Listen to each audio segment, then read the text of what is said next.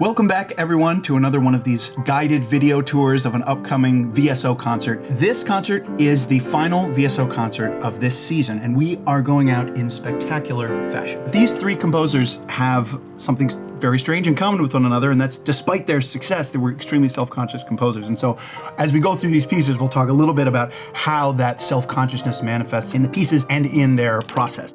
The program opens with a piece by French composer Maurice Ravel. Ravel is what we would call an impressionist composer. Impressionism is often used to describe visual art, Monet, Degas, Matisse. It's also used in music, Debussy, Eric Satie, and Ravel, although he was of this era, he didn't particularly like the term impressionist. And Ravel was inspired by animals, by nature, by the exotic. He had nostalgia. This piece has kind of a strange name, Pavane for a Dead Princess.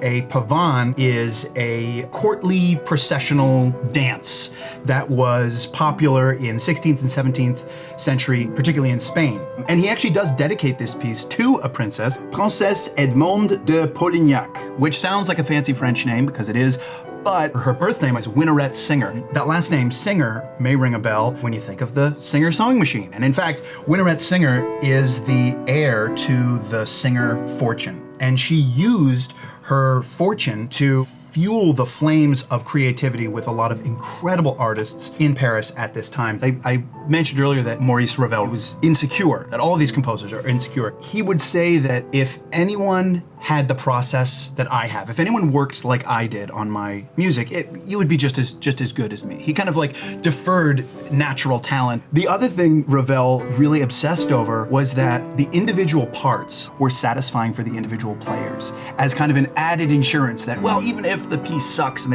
it doesn't sound good together, at least these individual parts will be satisfying. When you hear this piece, you will see how what a preposterous concern that is, because it's so beautiful. A calm, contemplative way to open our program. Next, we move to a piece by Max Bruch.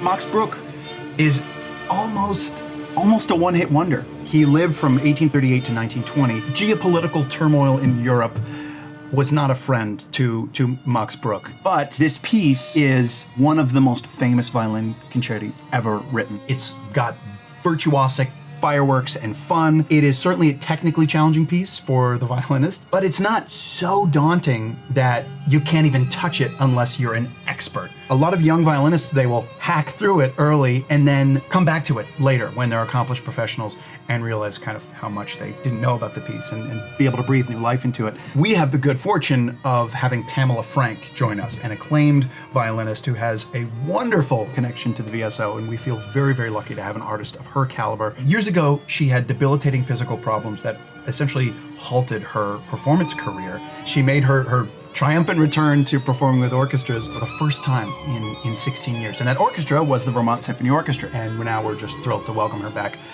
with this fantastic piece. The third and final movement is just a nonstop romp. It is so much fun. It's heroic, it's dramatic, but it doesn't take itself too seriously.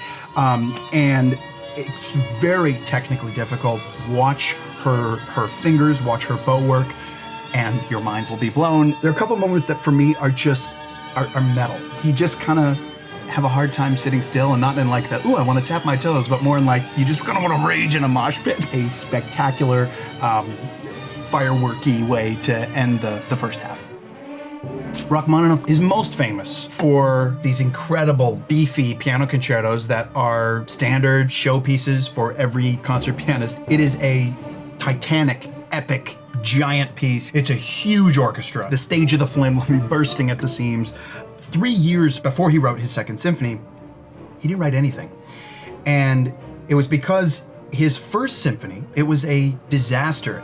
The orchestra was quite under-rehearsed. The conductor was Alexander Glazunov. There's speculation that he was drunk when he conducted the premiere.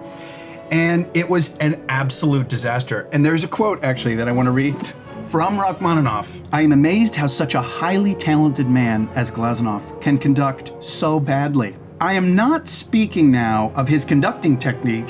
One can't ask that of him. I love that he's like, we all know he's a terrible conductor. No question about that. But about his musicianship. He feels nothing when he conducts. It's as if he understands nothing. I mean, that's pretty savage from one musician to another. The final movement has this ending that's bombastic. The trombones are just like blowing their faces off. The whole brass section, the whole orchestra for that matter, it is such a fun way to end our season. You are gonna have a fantastic time, and I can't wait for this one. We present a polished, finished work of beauty.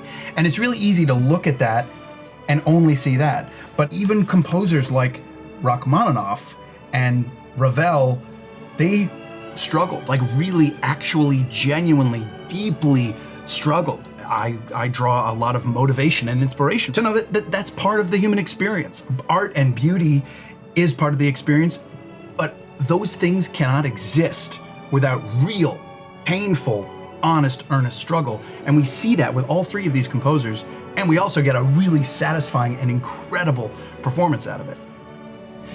The concert is Saturday, April 27th at 7:30 p.m. at the Flynn Center for the Performing Arts here in Burlington. Tickets are available at vso.org/events.